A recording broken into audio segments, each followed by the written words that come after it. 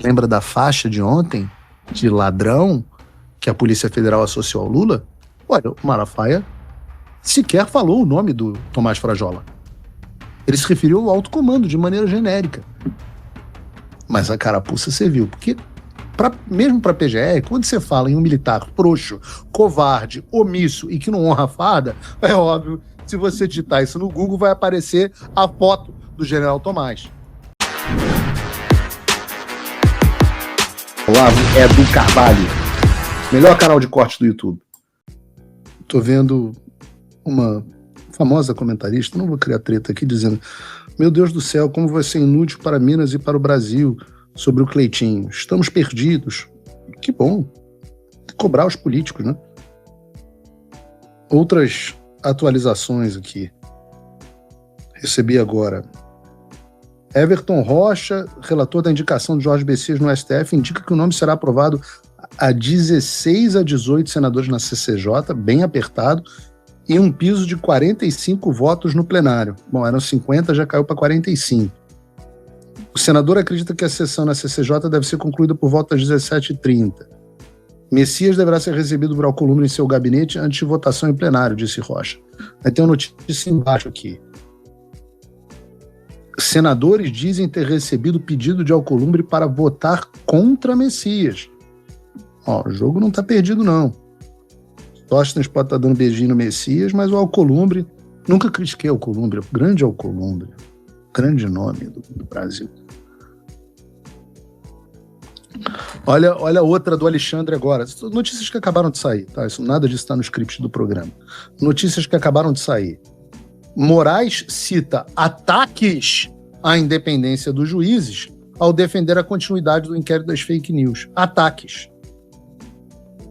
A massiva desinformação com a produção e divulgação de notícias fraudulentas contra os judiciários e os seus membros, principalmente pelas redes sociais, tornou-se o maior e mais moderno e nocivo instrumento de ataque à independência dos juízes. Ataque! É o termo que essas pessoas usam, cara. Podem... Lamento, trago verdades. Né? Segunda pauta do programa foi dedicada a desmentir essa teoria fajuta de perseguição imaginária que existe na cabeça dentro de algumas pessoas da direita. E então vamos pegar essa terceira pauta e falar de real perseguição. A real perseguição que está em curso. Não são palavras que machucam. Real perseguição em curso contra pessoas do nosso espectro político. E eu não vou falar só de pessoas que eu gosto, não. Mas pessoas que já me xingaram, pessoas que já me caluniaram, já me difamaram. Porque o dever da gente aqui é falar a verdade, né? Não é defender quem não gosta de mim.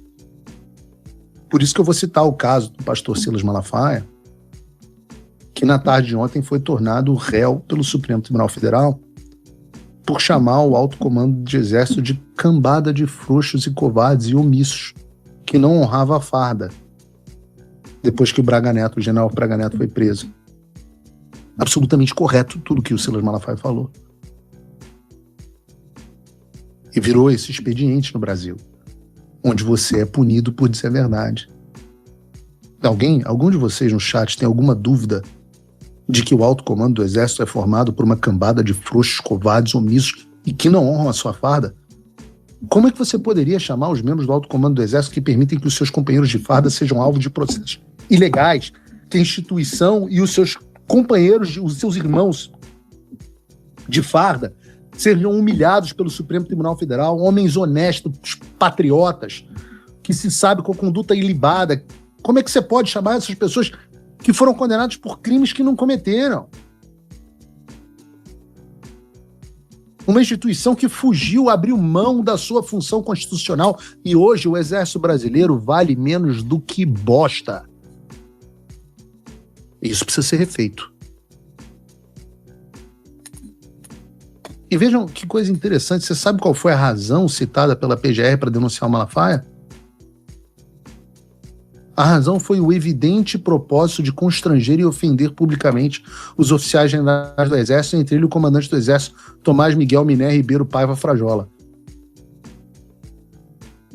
Lembra da faixa de ontem, de ladrão, que a Polícia Federal associou ao Lula? Olha, o Malafaia sequer falou o nome do Tomás Frajola. Ele se referiu ao alto comando de maneira genérica. Mas a carapuça serviu, porque mesmo para a PGR, quando você fala em um militar frouxo, covarde, omisso e que não honra a farda, é óbvio, se você digitar isso no Google, vai aparecer a foto do general Tomás. E aí, por ter supostamente ofendido ao Frajola, mesmo sem ter citado o Silas Malafaia, alguém que não possui foro privilegiado, passa a ser julgado no Supremo Tribunal da Exceção. Obviamente, na mão do Moraes. O Moraes é aquele mesmo que o Alexandre tem reuniões constantes, que frequenta a casa. Rapaz, é muita coincidência, né? Muita coincidência. Por que o Malafaia vai ser julgado no Supremo? Ninguém sabe. Cidadão comum, foro competente, obviamente, seria justiça comum. Mas como, o Frajola é amigo do rei, aí, esse negócio de lei e constituição fica coisa que o Messias fala lá na Sabatina, Eu ressalto, cara, quem for, não tem nenhum grão de felicidade no meu coração. Apesar das minhas discussões públicas com o Malafaia, com quem eu sempre me dei muito bem durante muito tempo, a gente tem que ser honesto em defender quem nos ofende. Por isso que eu tô aqui expondo o que está acontecendo com o Malafaia, indignado. Aliás, eu disse em todo momento que o Silas acabaria na mesma fronteira, na mesma trincheira, que eu. Que o rio corria para o mar, que o nosso adversário era outro. Tá aí. O Flávio, que era inviável, tá com o Silas. Que bom, que coisa boa e que coisa ruim que ele esteja sendo perseguido. Malafaia foi uma voz sempre importante e coerente contra o avanço do regime. E eu sempre digo a vocês, vejam o quão inconveniente a pessoa é ao regime pelo grau de perseguição que essa pessoa sofre. Se Malafaia está sendo perseguido pelo regime, é porque é inconveniente. E se é inconveniente ao regime, é meu aliado. Ele pode nem querer ser, mas é meu aliado. Agora, o caso, talvez mais assustador do que o caso do Malafaia, seja o do Gustavo Gaia. Aliás, deixa eu fazer aqui um desagravo aqui ao Gustavo Gaia. Gaia é meu amigo pessoal muito antes dele ser deputado, quando ele era youtuber, que nem eu. Gaia é uma pessoa que frequenta a minha casa, é uma pessoa que eu ligo para bater papo, que a gente liga para conversar, sempre foi fiel ao Flávio, sempre foi fiel ao Jair Bolsonaro. Eu vejo algumas pessoas criticando o Gaia, na minha opinião, muitas vezes injustamente. Porque ele se dá bem com o Nicolas, nunca deixou de brigar com o Nicolas, nunca deixou de se dar bem com o Nicolas, mas também sempre se deu bem com o Eduardo. É um cara que, pelo contrário, tentou sempre construir pontes, sempre tenta ajudar no diálogo, é uma pessoa que se dedica. Tudo que a gente fez nos Estados Unidos, o Gaia ajudou em tudo que pôde. Tudo que eu reclamo que outras pessoas não ajudaram, teve um cara que jogou junto, foi o Gaia. Se teve um cara que trabalhou pela anistia ampla, geral e restrita, foi o Gaia. Eu vivi isso. Um cara que ajudou nas relações, ajudou com Elon Musk, ajudou com X, ajudou com tudo.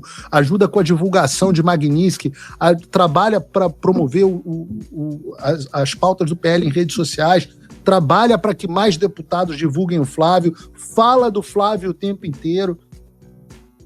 Então, eu faço esse testemunho de que não seja um fla-flu. O cara fala com o Nicolas, então ele é da turma do Nicolas. O cara fala com o Eduardo, então é da turma do Eduardo. Não sejam assim, não é bom. Não é bom. Estou dizendo do que eu vivi, que eu vejo. E, obviamente, é um cara tão inconveniente ao regime que é perseguido pelo regime o tempo inteiro.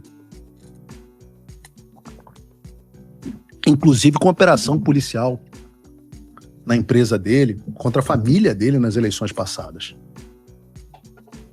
E agora, em um caso parecido com esse que a gente estava tratando, ó, o Supremo Tribunal Federal, na mesma primeira turma que tornou o Malafaia réu, decidiu aceitar uma denúncia da PGR contra o Gaia por supostas injúrias ao Lula.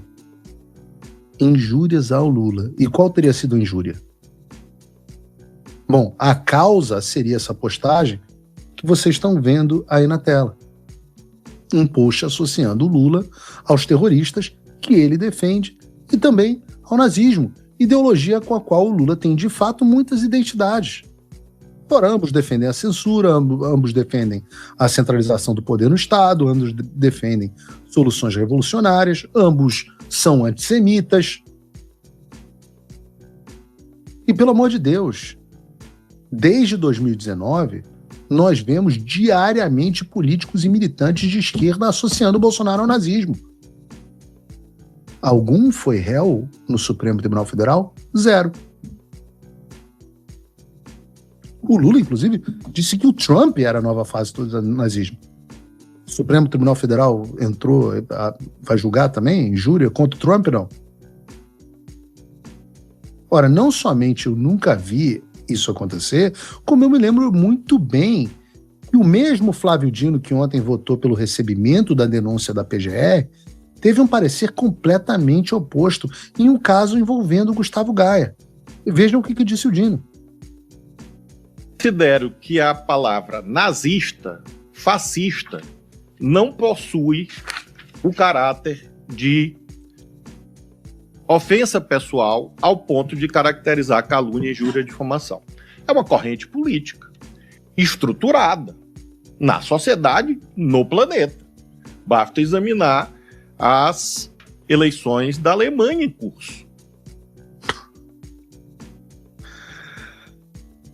Cara, quer dizer então que quando Geyer é chamado de nazista, não, aí isso não possui caráter de ofensa pessoal. Mas quando o Geyer faz a mesma coisa com o Lula, aí não, aí o Dino vota, não, é absurdo, isso é criminoso, vamos aceitar a denúncia contra ele. Aí os caras fazem esse tipo de coisa, que é evidente, depois reclamam aquilo que a gente falou, que 75% das pessoas acham que eles têm poder demais, reclamam que a maioria da população não confia no Supremo. Reclamam que 58% dos brasileiros reprovam o trabalho do Flávio Dino. Porra, Flávio Dino é isso, aos amigos tudo, aos inimigos além, não é isso? Depois vocês reclamam da crise. Vocês são a crise.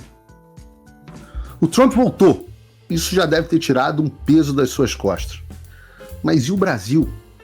O nosso país continua atolado e achar que só a vitória do Trump vai resolver tudo é ilusão. Nada vai mudar sozinho. E pode ter certeza de uma coisa, ficar xingando muito nas redes sociais não vai fazer diferença nenhuma. Você vai continuar esperando alguém fazer alguma coisa por você, um político, um salvador da pátria? Esquece. Se ninguém tomar uma atitude, nada acontece. Eu estou fazendo a minha parte. Eu parei a minha vida por isso. Mas, se você quer saber como pode ajudar sem precisar largar tudo, a resposta é simples, apoiando quem está na linha de frente. Sem esse apoio, sem essa linha de suprimento, esse trabalho morre. Sem estrutura, ninguém avança. Então acessa www.paulofigueiredoshow.com/apoie e com $5 por mês você pode fazer parte disso. Se puder mais, eu recomendo, seja um patrono Gold e participe ativamente no grupo que me ajuda a pautar esse debate. O que vai definir o futuro é quem faz e não quem reclama. A escolha é sua.